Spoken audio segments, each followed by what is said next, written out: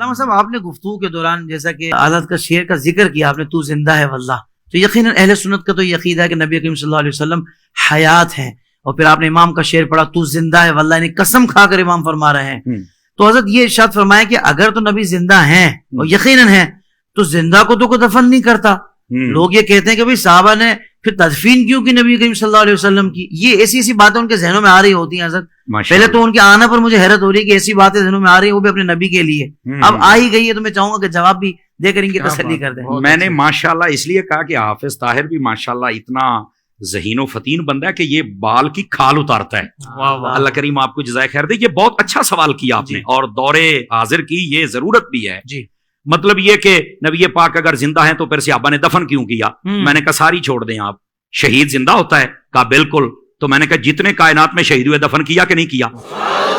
اس کا جواب دو مجھے، قرآن مجید دو جواب۔ قرآن مجید ہے نا، قرآن سے جواب دے دیا میں نے قرآن سے جواب۔ اب کوئی میدان میں نکل کے بات کرے، خدا کا خوف کرو یار، کیا کر رہے ہو تم لوگ؟ یعنی اتنا بغض کہ نبی پاک کے بارے میں یہ سارے سوالات کیے جا رہے، حالانکہ شہید کا رتبہ کم ہے اور نبی کا زیادہ ہے۔ تو جب کم رتبے والا زندہ ہے تو جس کا سب نبیوں سے بھی زیادہ ہے، پھر وہ کیوں نہیں زندہ ہے؟ سمجھ آ رہی میری بات کی؟ اچھا دوسری بات، میں نے کہا یہ میں تمہارا شوق پورا کر دیتا ہوں کہ تم کہتے ہو کہ زندہ تھے تو پھر دفن کیوں کیا؟ میں نے کہا جو مردہ ہوتا ہے نا اس کو آگ لگائی جاتی، کسی بھول میں نہ رہنا، اس بات کو نوٹ کیا جائے۔ جن کے مر جاتے ہیں وہ آگ لگاتے ہیں اپنے ہاتھوں سے، ہم جو دفن کرتے ہیں نا وہ زندہ سمجھ کے کرتے ہیں۔ کہتے ہیں مولانا وہ کیسے؟ سن لیجئے، اور یار مجھے بتاؤ اگر زندہ نہیں ہے تو قبر میں اٹھ کے سوالوں کے جواب کون دیتا ہے؟ بتاؤ نا مجھے۔ یہ صرف اتنی دیر تک ہی موت کا حکم ہے کہ جب تک سانسیں باندھے ہم نے قبر کے سپرد نہیں کر دیا، اللہ کی رحمت کے سپرد نہیں کر دیا۔ اس نے یہ جہان بدلنا ہے، برزخی دنیا میں جانا ہے، سمجھ آ رہی ہے؟ اور اس کو کہتے ہیں برزخی حیات، یہ بھی میں آسانی کر دوں۔ بہت اچھے، سمجھ آ رہی میری بات کی؟ لیکن یہ کہنا کہ زندہ کو دفن کو نہیں کرتا، یہ تمہیں کس نے کہا ہے؟ میں ایک یہ جو دیہاتی لوگ ہمیں سن رہے ہوتے ہیں تو میں ان کی ایک مثال دے دیتا ہوں، شاید کسی کے کونے کھانچے میں بیٹھ جائے۔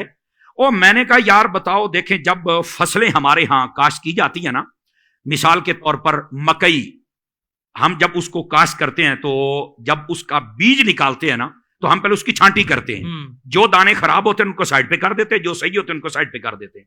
خراب دانوں کو ہماری بولی میں کہتے ہیں مرے مرے نے، تو کہتے ہیں مریا نو سٹ دے ہو، انہاں نو پورن دا کی فائدہ ہے؟ آ جڑے چنگے نے انہاں نو پورو، کچھ نکلے گا تے صحیح نا۔ اس کا مطلب ہے اگر یہ دیہاتی لاجک سے بھی دیکھا جائے نا تو زندہ کوئی دفن کیا جاتا ہے، مردے کو کوئی نہیں دفن کرتا ہے۔ سائنس سے لے کر دیہات، اور دیہات سے سائنس نے ہر زاویے سے ہم نے سمجھا دیا۔ دیکھیں نا ہم نے قرآن سے بات شروع کی ہے نا، ہم دائیں بائیں تو جا ہی نہیں سکتے۔ کیا کہنے ہیں۔ اور پھر یہ بھی ایک ویسے بھی بڑی عجیب و غریب، وہاں کیسے زندہ ہر طرف سے بند ہے؟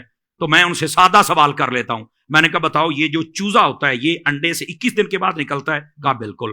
تو میں نے کہا بتاؤ یہ 21 دنوں تک کون سا سوراخ ہوتا ہے جہاں سے کوئی ہوا شوا جاتی ہے، کاربن ڈائی آکسائڈ جاتی ہے، کہاں سے آکسیجن جاتی ہے؟ تو کہتا نہیں یار تو مردہ نکلتا ہے، کہا نہیں زندہ نکلتا ہے۔ کیسے زندہ رہا؟ کہتا یہ تو نہیں پتا۔ تو میں نے کہا پتا ہوتا تو سنی نہ ہوتا،